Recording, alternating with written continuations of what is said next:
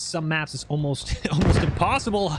Hello, AT slams right into the front of the Lav 6, coming right down Main Street. Smoke out, and Canadians are in it. A couple Tigers, infantry right in the... Oh man, they actually, there's a whole squad in the middle there as the Lav 6 is on fire. He's gonna have to smoke out. Logi, hold on, Logi.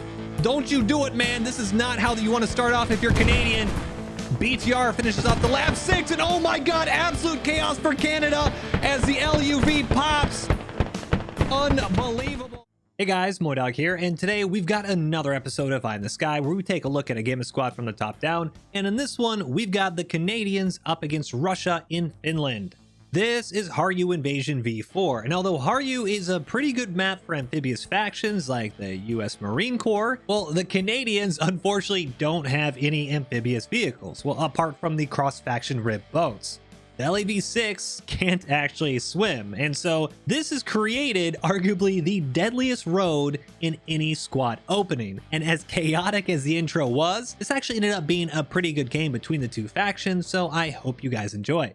And real quick, I do want to apologize, since if you guys were paying attention, there was probably a lack of videos on this channel over the past 3 to 4 weeks, and I have an explanation, and that is I've actually undergone knee surgery. If you guys have been following Twitter or Twitch, or I think I've maybe even posted some things here, I don't really remember where I've posted, but I've had knee surgery to repair a torn meniscus, and when the doctors actually went in to fix my knee, they found a lot of cartilage damage, which then had to be scraped off, and then they drilled holes in my femur, and the doctor originally said my surgery recovery time frame was going to be about 3 days, but well, now we're looking at 4 to 6 months of recovery. For the past few weeks, I've been kind of laid up on the couch. Only the past week or so I've been able to sit down because of just the pain of my knee and swelling and stuff. It has not been a really fun time, but I'm getting through it and finally at the stage of recovery where I can sit down for longer periods of time and not have to keep my leg elevated all the time. So it's been a huge pain, but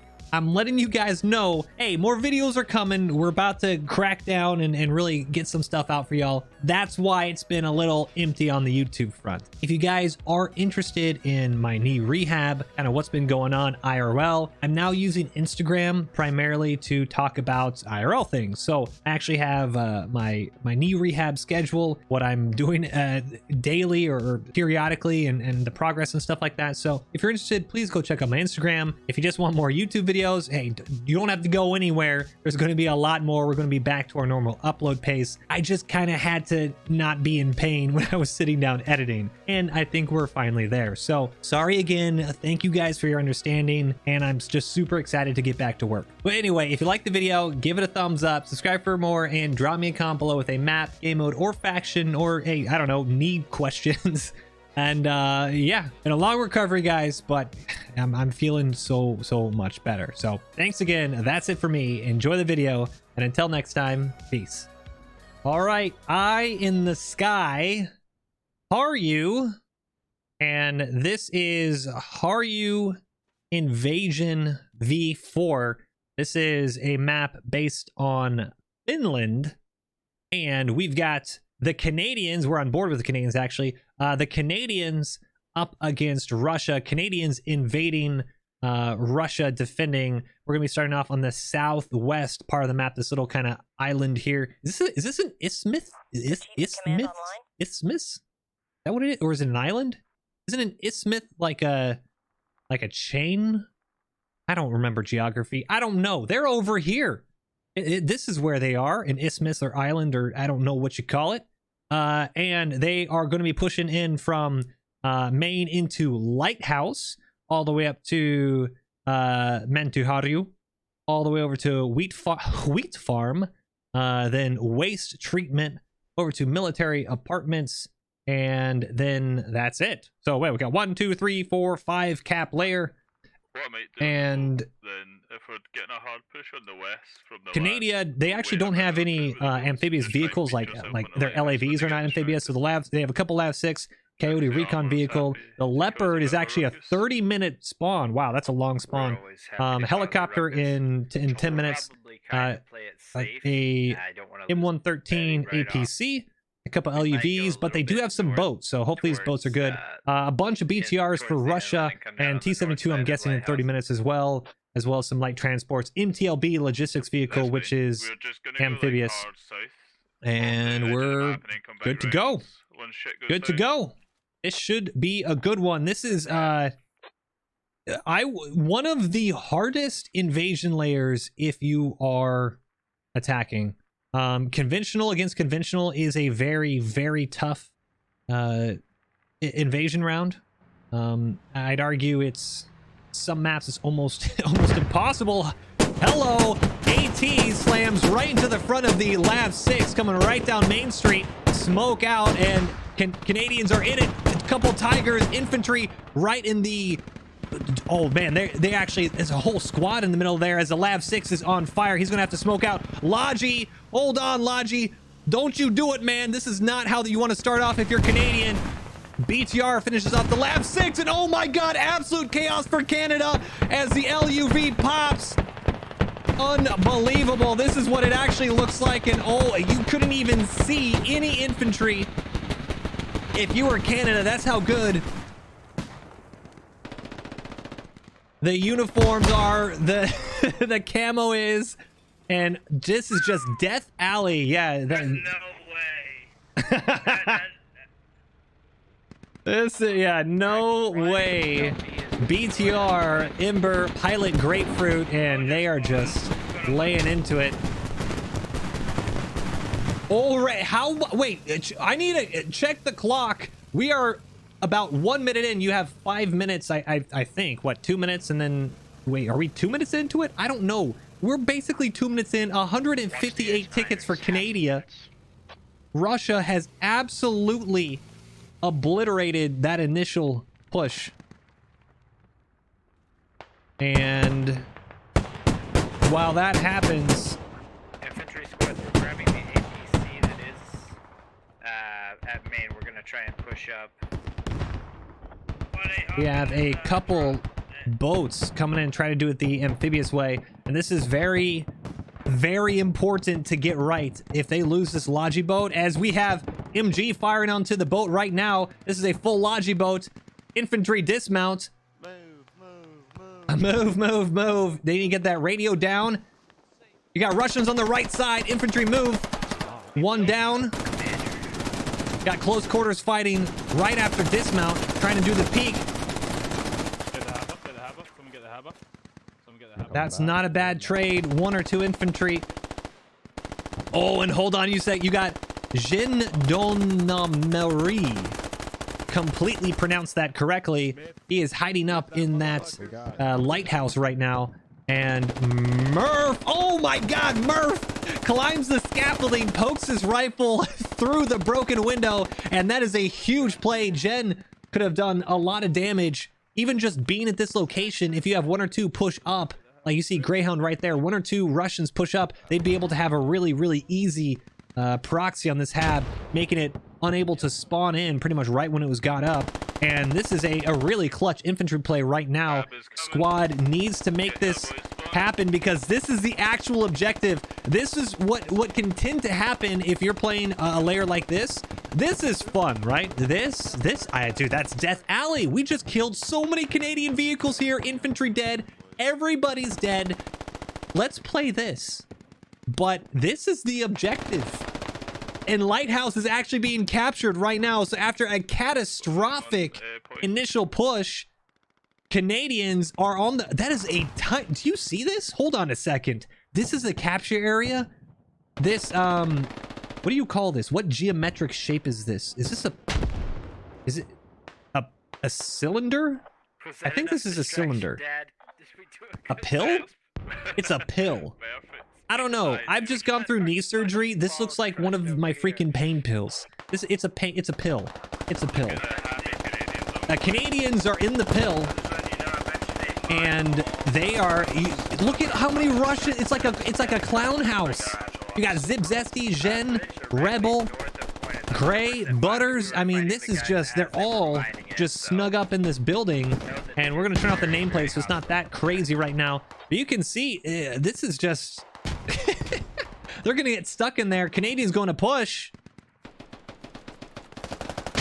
Full auto, clears one, clears this. Oh no, doesn't get the second. And that was actually a trade. And I think that's about it. Zip Zesty and Fluffy Canada, the last couple on the point. John 536 goes in with the flank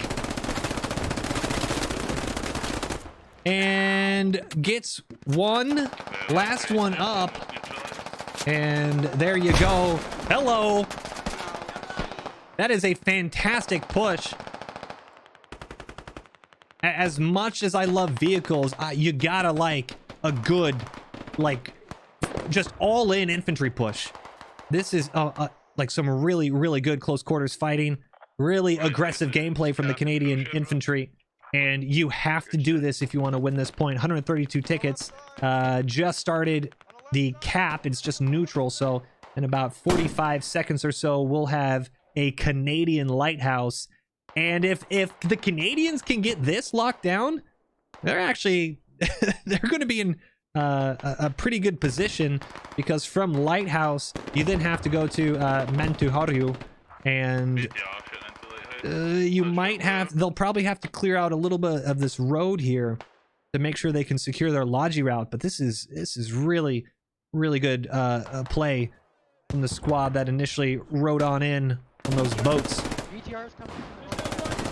BTR from the northwest. BTR coming from northwest, apparently, the colleagues. I'm looking for it. There it is. Yeah, BTR actually right in the other side. So the Russians actually have a really good advantage when it comes to vehicles here, because the Russian vehicles are all amphibious. Well, obviously not the Tigers and stuff. Russian vehicles all amphibious, and so they're able to start pushing and use all of the bays, the little bogs, all these kind of inlets to their advantage, whereas the Canadians, they're forced to use the roads. So definitely a plus if you're a Russian vehicle player right now. And this is actually a really good position. If I'm this BTR, to be honest though, you know, we turn this on, look, you got them all. The BTR has a bunch of HE. I'd be slamming these into the windows right now. You're in a good position. You haven't been hit by any AT. You know, why not just kind of unload, you know?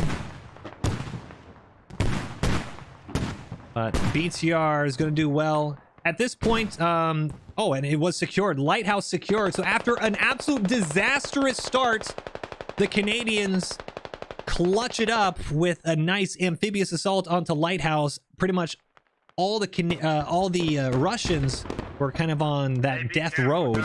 Only a handful here defending and taking advantage of the lack of infantry coverage. And Canadians now have to figure out, can they do the same to M.2 Haru? But I believe the helicopter should be coming up in just... Yep, about 2 minutes. That helicopter is going to be huge for Canada. And hold on, you have a really good Russian infantry squad now pushed up. They're going to keep the Canadians locked in here, because these Canadians have no vehicle support.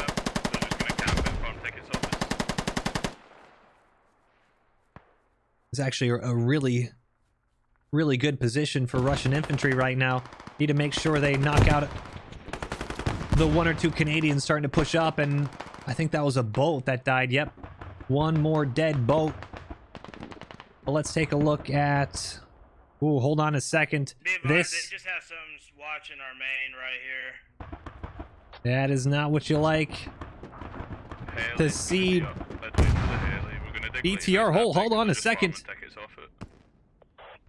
APC hits a mine, and unfortunately, is this the... Oh, I think they have the 50... Oh, they do have the 50 cal. So 50 cal. Oh, you got Russian infantry moving left to right ahead of us down the road. I'm gonna pop some smoke and try to get up here. Not too bad. Looking like we have one marksman here. That's gonna be frustrating because we're just gonna watch that lab. Is just gonna watch our main the whole time. And the M113, it's not, you know, it's literally a light-skinned APC. Think of it just kind of an armored Uber. Not the strongest of vehicles, but anything right now. That 50 cal does have enough damage to pin through the BTR and actually get a nice cheeky kill Oh, clap TP. Oh, hold on a second. No! No! No! No! Blue on blue! Blue on blue! Iceberg! Uwu! What you doing? Oh, hold on. Oh, wait, what? Did he just leave? Out of shame. Disconnected. Out of shame. Caught in 4K. Well, good thing we have an admin that just connected. So there you go. I'm honestly, just based on how that is, Okay, we'll try and get a half I think he just panicked. I mean, yo, I people TK, that stuff happens. He could have very well just panicked. And then just said, oh god, no, I'm in trouble, and left. I don't know. Anyway. Well, we'll see what happens here. MTLB, M113 unfortunately goes down to some blue on blue friendly fire. The Russian marksman earlier did kill the crewman who was repairing him, so not much doing there anyway. And now we have, what is Clippy doing? Clippy? Hold on a second. Clippy with the little sneaky flank here. He's got an RPK. He's trying to get around. He might actually get a handful of Canadians out as they try to just push away from this lighthouse. This is a very tough spot. Do you really need binoculars right here? Clippy, it's right. Clippy, they're right there. That's a rock, Clippy. They're like 5 feet in front of you. Yep, looking at binoculars. Yeah, that's a Canadian. That's also a Canadian. That's a lighthouse.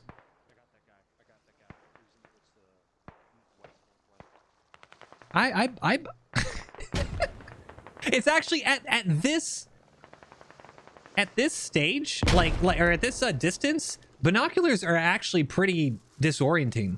Is it disorienting or disorientating? Dude, it's been 2 weeks since I've been able to actually do work. I like sitting on the couch with my knee up, just watching TV. I think I've actually lost English. I think I have lost my English speaking capabilities. We're breaking it in. I'm gonna have to do rehab for my knee and my vocabulary here, as Clippy is now looking through his RPK binoculars, and he is spotted, so might be the end of Clippy here.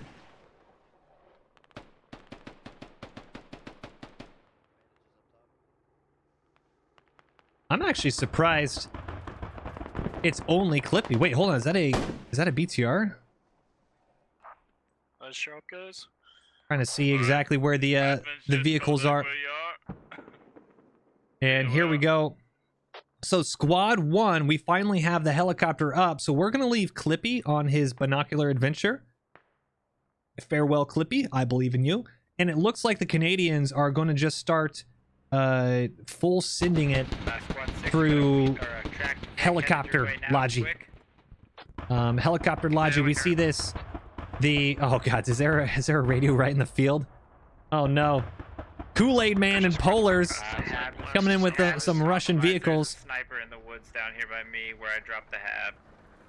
And Drop a rally, squad 6, if you can. this, I'm trying to see how easy it is. Oh, come on! No! Is this one of those things like hidden in plain sight? Like it's so obvious nobody can see it? Is that what they were going for? Oh, right. I don't think so, because there's a common engineer. At least 4 guys walking around. All right, so Russians look to have spotted the radio. I don't know how, by the way. Incredibly well placed. Okay, I'm gonna do that. So Russians world. Yeah, that's a little bit tough. Like, honestly, if they're able to hold on to this, I don't think they're going to, because we now have squad 6. They're stuck up in the barn right next to us. Monkey King, might actually come up with a huge play here. Fucking bullet.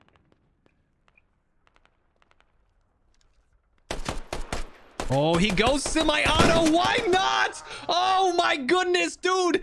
These are the moments you flip it to full auto, you close your eyes, and you left click. Oh, trying to save ammo doesn't work out for them. And the Canadians, even though they got jumps, they do the jumping, turn around, and Monkey goes down. Could have had an entire squad wipe there. As Kool-Aid Man comes in with the Tiger, pops some smoke, and this is actually really, really good. So this defensive smoke they're using so the infantry can actually push up towards the radio and then dig it down. That's actually some kind of 200 IQ plays right now. And I heard someone hit a mine earlier. And this will go down. Looks like we're actually going to have, pardon the quick camera movement, we're going to have a lot going on over here. As Titty Turbo... Okay, all right. As the BTR is what I was trying to say. As the BTR nearly ran right into a whole bunch of Canadian infantry. We did have a couple hats actually. They had marked the BTR on the map. Hat right below us. Second hat looks like Kale here. Trying to move up and knock out this BTR. These BTRs are proven to be a huge pain for the Canadians. Luckily, I see a Coyote. This is it looks like an LAV. It has the binocular markers on it, so you know that's a Coyote. This thing will get one shot killed by a tandem round, but it has the firepower of a regular LAV. So if they can get in a good position, maybe around lighthouse, and you know, try to just keep this on lock, could be good. Tiger runs right over a Canadian, splats against the hood. Supporting Canadian cast needs to turn around and try to get their AT on this Tiger quick, but it looks like it ain't gonna happen. Russian's gonna get away with a hit and run here. Oh no, jumped up on the rocks. He goes to dismount. RPG slams to the side, but he doesn't care. He's got the RPG 28.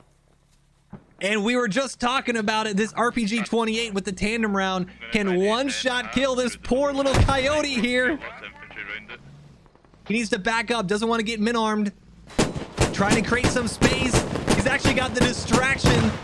Coyote focusing on the Tiger as the big flanker-rooney with the RPG 28s. Still just a little bit too close.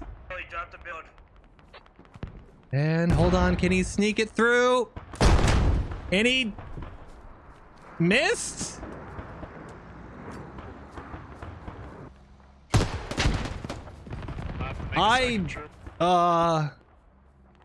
What did he hit? Why'd you take that build? Why? He missed. He missed. Oh my god. What did he hit? Why'd you take that build, squad one? I think he actually did almost full damage to the turret. If you notice, Giver, he's not moving his turret. The turret could very well just be... I'm trying to see if it moves with the vehicle right now. You would have lost. Yeah, so the turret is actually moving with the vehicle, so it no longer has stabilization. The turret is actually out. That tandem round went 100% into the back of the turret, did 0 hull damage or almost no hull damage. Like one of the most unluckiest shots I've seen, because this Coyote literally cannot do anything if it's just like a whiff of an RPG 28 hits it. Unbelievable. I wouldn't even be surprised if he hit. You see, it has an open top, this GPMG up here. He might have even just hit full on that, and the damage was just reflected into the turret. You know what? I've got to say, one of the sturdiest Coyotes I think I've ever seen. He might not be lucky a second time here. Coyote needs to be very careful. Canadian vehicle here is going to be trying to support his infantry, but I don't think he realizes there's actually a lot of enemy infantry here. Just a handful that also have the RPG 28 tandem round, so maybe the second time's a charm here. Russians need to get eyes on this, and just one little taparoonie here. Mr. Remix is actually on a radio, and hold on a second, they're trying to go right up onto it. Not able. Oh, is it? It's not on bleed out yet. It's just dug down just enough. And hold on a second. Wait a second. Right in front, you see it, Mr. Remix. Now they're trying to kill him with overpressure. Managed to do it, and that is huge. And hold on, let's see. Oh, the tandem round. Hold on a second. And is that Polars? Does Polars have a... Oh, it's Kool-Aid Man. Kool-Aid Man is... Gabe F... Okay, all right. It's not him. Dude, why do you guys name yourselves these things? I don't... Okay, all right.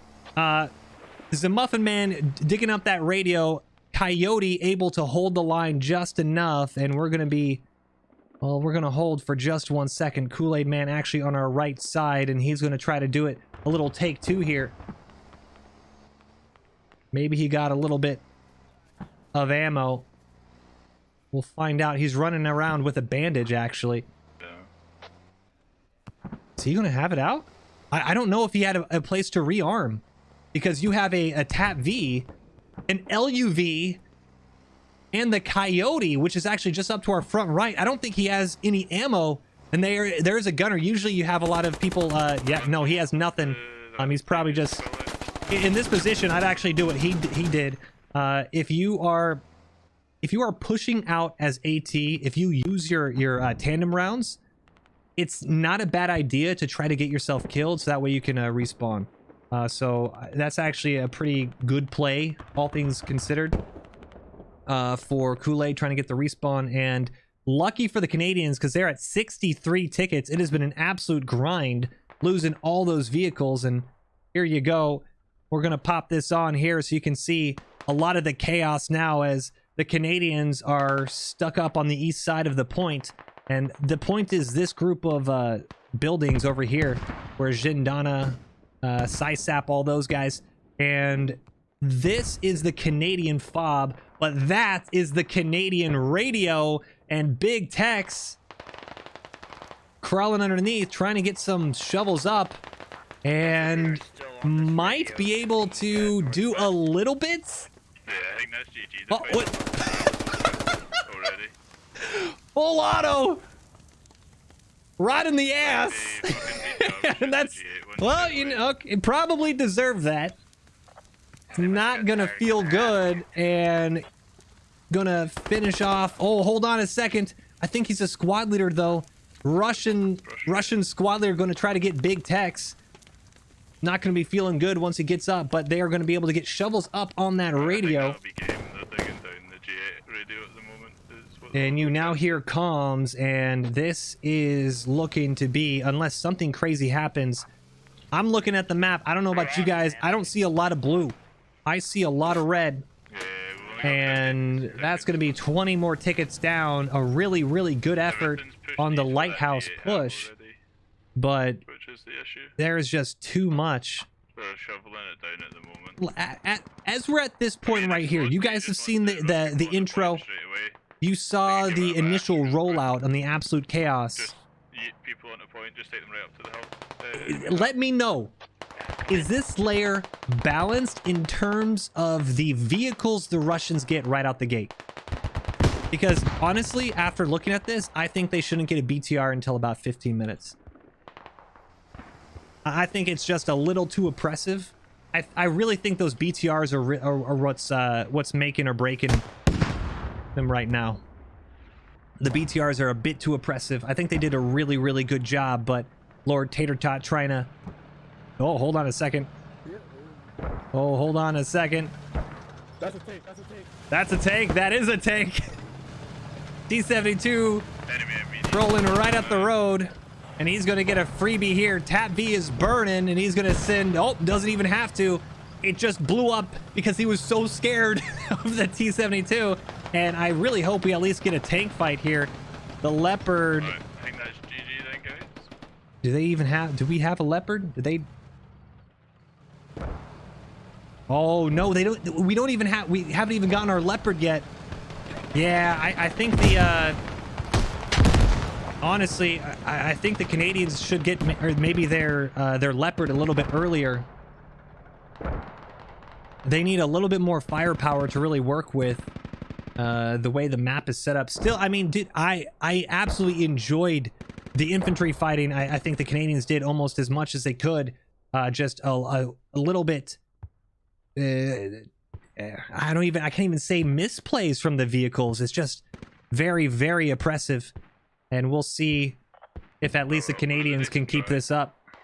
14 tickets to 786. Holy moly. Russians start with 900. So this is not the best of kill death ratios for the Canadians right now. As we look LAVs. Oh, hold on. That was the Coyote. Oh, what a huge play. And hold on. Coyote comes around, knocks out the BTR. He actually takes a Sabo round through the side. This Coyote, how's he staying alive? Never mind. He's dead. Got one of their BTRs. He got obliterated. The second Sabo round does the trick as I think maybe a law smacked into the turret, and there you go. 765 tickets to 0. Canadians doing almost as much as they could, but just a little bit too much firepower for the Russians. 89 kills to 146, nearly 2-1 there. And well, yeah, there you go. Gave it your all. 41 revives, 33 revives. GG's.